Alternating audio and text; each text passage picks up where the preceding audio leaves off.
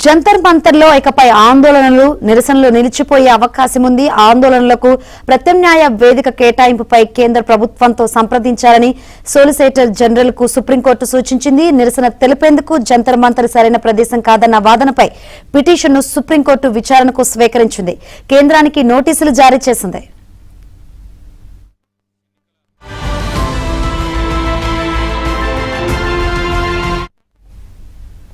జంతర్ మంతర్ లో ఇకపై ఆందోళనలు నిరసనలు నిలిచిపోయే అవకాశం ఉంది. ఆందోళనలకు ప్రత్యామ్నాయ వేదిక కేటాయింపుపై కేంద్ర ప్రభుత్వంతో సంప్రదించాలని సోలిసిటర్ జనరల్ కు సుప్రీంకోర్టు సూచించింది.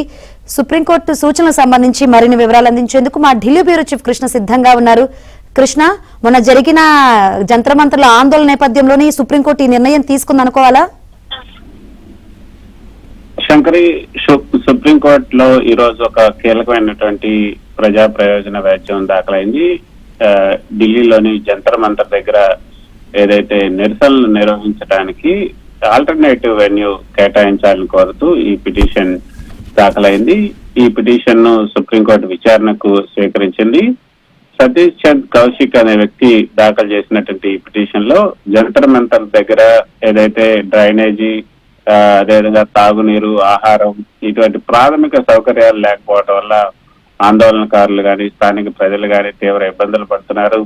ఆందోళన వల్ల అక్కడ ఏదైతే రాకపోకలు కూడా స్తంభించిపోతున్నాయి. కాబట్టి నిరసనల కోసం ప్రత్యామ్నాయ వేదికను గుర్తించాలని కూడా కోరారు.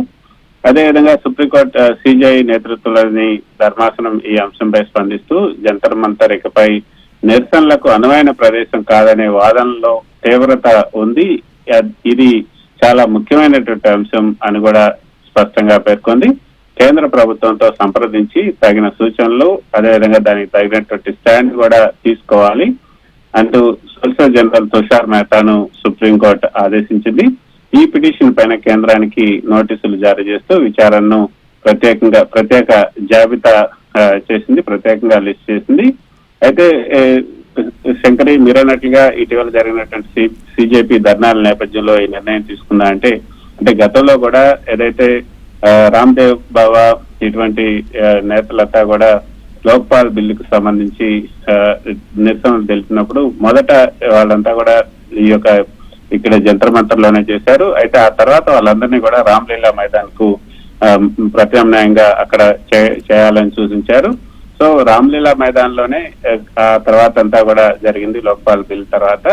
అయితే తాజాగా సిజేపీకి సంబంధించి పెద్దగా సిజేపీ యొక్క ధర్నాలను వీటన్నిటిని కూడా కేంద్ర ప్రభుత్వం తక్కువ అంచనా వేసింది. పార్లమెంట్ స్ట్రీట్ పోలీసులు కూడా తక్కువగా అంచనా వేస్తూ వాళ్ళకు అనుమతి ఇవ్వడం జరిగింది. సిజేపీకి సంబంధించి ఇది దగ్గరగా పార్లమెంట్ కి చాలా దగ్గరగా ఉండటంతో పార్లమెంట్ ముట్టడి సమయంలో వీళ్ళంతా కూడా పార్లమెంట్ దగ్గర వరకు కూడా రాగలిగారు. ఈ నేపథ్యంలోనే ఈ పిటిషన్ దాఖలైందని మనకి అర్థమవుతుంది. అయితే రాజ్యాంగంలోని ఆర్టికల్ 19(1)(b) ప్రకారంగా నిరసన తెలిపే హక్కు పౌరులకు ప్రాథమిక హక్కు.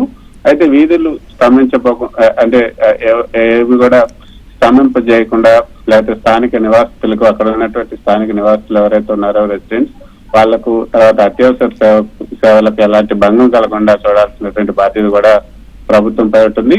గత కొన్నేళ్లుగా పెద్ద ఎత్తున జరుగుతున్నటువంటి ఆందోళన వల్ల సెంట్రల్ ఢిల్లీలో తీవ్రమైనటువంటి ట్రాఫిక్ సమస్యలు, అదేవిధంగా భద్రతాపరమైనటువంటి సవాళ్లు కూడా తలెత్తున్నాయి.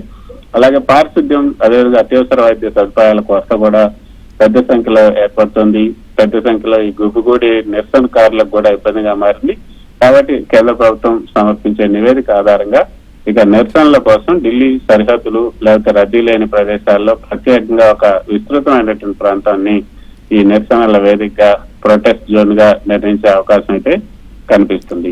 అయితే కృష్ణ, జంతర్ మంతర్ దగ్గర సరైన ప్లేస్ లేదు, కనీస అవసరాలు లేని నేపథ్యంలోనే ఇప్పుడు సుప్రీంకోర్టు ఈ నిర్ణయం తీసుకుంది. కాబట్టి ఈ నేపథ్యంలోనే కేంద్రం నోటీసులు జారీ చేసింది. కాబట్టి ఆప్షన్స్ ఏంటంటే ఢిల్లీలో, అంటే మీరు అన్నట్లు అది ప్రాథమిక హక్కు ఆందోళన గానీ నిరసనలు గానీ తెలపటం.